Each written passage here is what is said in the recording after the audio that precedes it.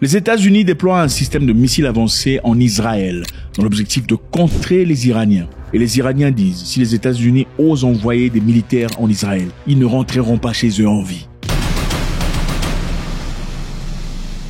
Salut à tous les amis, c'est Turek, beaucoup de plaisir que je vous reçois. Merci infiniment d'être là. Nous avons une nouvelle chaîne au nom de Moïka Sens TV, que je vous encourage vivement. Allez vous y abonner. À partir de la semaine prochaine, on y publiera des vidéos particulières. Merci. Nous sommes en Israël. Voilà.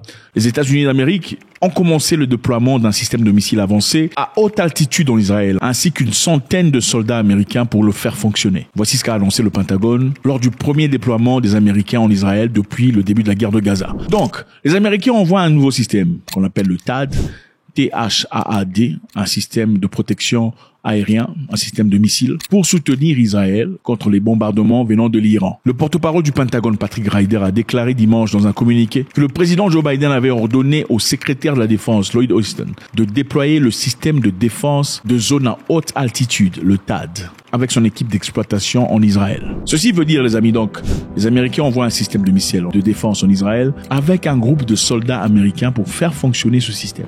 Parce qu'évidemment, c'est un système américain. Ce sont les Américains qui savent comment l'employer.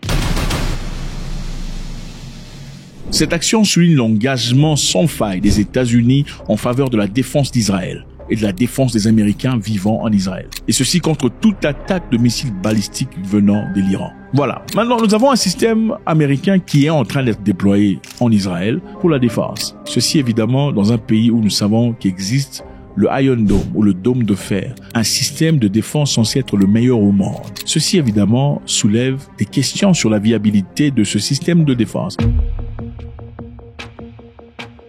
On se pose des questions de savoir est-ce que ce système antimissile israélien, qui a souvent été présenté comme le meilleur système de défense au monde, est en effet le meilleur système de défense au monde. Nous savons que les Houthis ont tiré des missiles balistiques qui ont pu percer le Iron Dome et atteindre le sol israélien. Cela a montré quelque part que le Iron Dome n'est pas aussi invulnérable qu'on le pense. L'opération a été exécutée avec un nouveau missile balistique hypersonique qui, grâce à Dieu, a atteint sa cible avec succès. Les défenses de l'ennemi ont échoué à l'intercepter et à le contrer. Le missile a parcouru une distance d'environ 2040 km en 11 minutes et 30 secondes. Nous avons aussi vu les Iraniens tirer 200 missiles sur Israël. Et sur 200 missiles, évidemment, certains ont été abattus, mais aussi certains ont pu pénétrer. Parce que nous avons vu des images, bien que apparemment, d'après ce qu'on dit, apparemment, on n'a pas voulu déployer ces images de destruction. Et même les images, les vidéos qui ont été déployées sur Internet étaient filmées par des non-professionnels, des amateurs. Ensuite, l'Iran a déployé des images prises par satellite de la destruction effectuée sur les équipements israéliens à travers leur attaque de 200 missiles, pour confirmer qu'ils ont en effet atteint leurs objectifs. Et ils ont même dit que leur cible n'était pas civile. Ils ont précisé que leur cible était militaire, parce qu'ils ont touché quelques bases aériennes, quelques bases militaires israéliennes.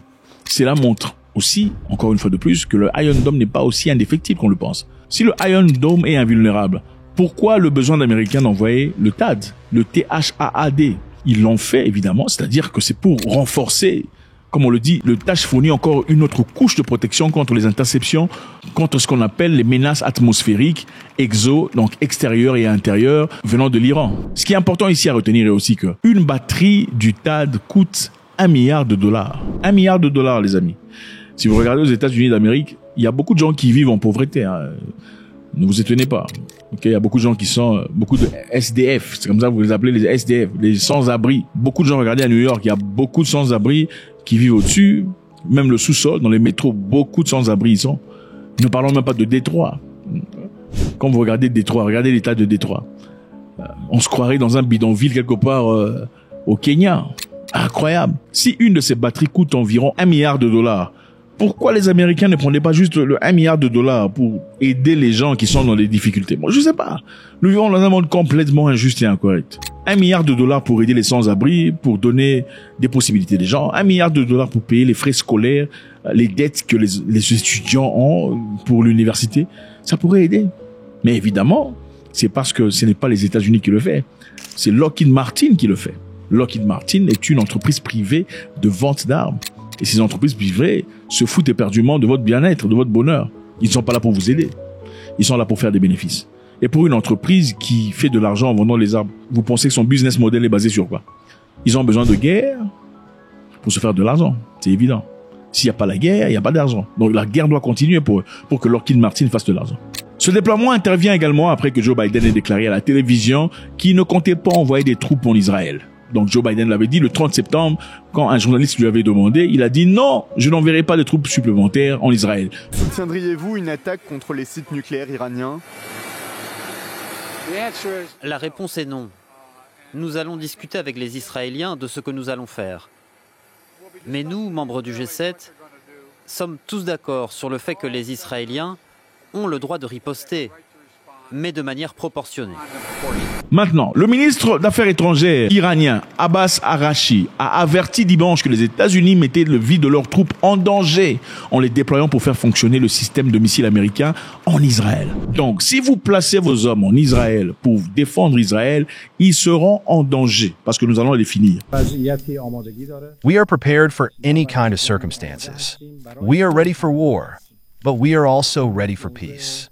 War, conflict, and operations against the people of Gaza and Lebanon must be stopped. Ce qui est évident ici, l'Iran, ce n'est pas la Russie. Monsieur Poutine a un système de réflexion à l'échiquier. Les Iraniens, ça ne rigole pas, c'est clair. Quand ils disent qu'ils vont frapper, il est évident, ils vont frapper. Ce n'est pas « Oh, ma ligne rouge est dépassée, mais je ne veux pas frapper ». Bon, nous saluons Monsieur Poutine aussi, d'avoir assez froid au cœur. Sinon, beaucoup de personnes seraient déjà sans vie aujourd'hui. Mais les Iraniens ils jouent pas de la même carotte. Ça ne rigole pas là-bas. Les Iraniens disent, même si nous avons déployé des énormes efforts ces derniers jours pour contenir une guerre totale dans notre région, je dis clairement que nous n'avons pas de ligne rouge pour défendre notre peuple et nos intérêts. Le ministre des Affaires étrangères iranien a dit, ils sont prêts à tout détruire. Ce qui est évident, c'est que la batterie THAAD nécessite en général environ 100 soldats pour fonctionner. Donc, comme c'est américain, il faut des Américains. Il compte 6 lanceurs embarqués avec 8 intercepteurs dans chaque lanceur et un radar très puissant. Donc voilà les amis, les Américains veulent envoyer des troupes et un système de défense THAAD pour aller soutenir les Israéliens dans leur défense contre les Iraniens. Israël a promis de frapper l'Iran. L'Iran a dit si vous osez, on va vous terminer cette fois-ci, on va bombarder Tel Aviv. On ne va pas taper dans les montagnes. Et comme ils s'y attendent, ils s'y préparent, les Américains ont envoyé un système THAAD. Ceci dénote quelque part d'une possibilité que le Iron Dome ne soit pas aussi sophistiqué certes, mais pas aussi invulnérable qu'on le pense. Les Iraniens disent que les Américains sont en train de mettre en danger la vie des Américains qui sont présents, qui viendront, les troupes, pour soutenir Israël. Faites-moi savoir ce que vous en pensez, c'est toujours avec beaucoup de plaisir.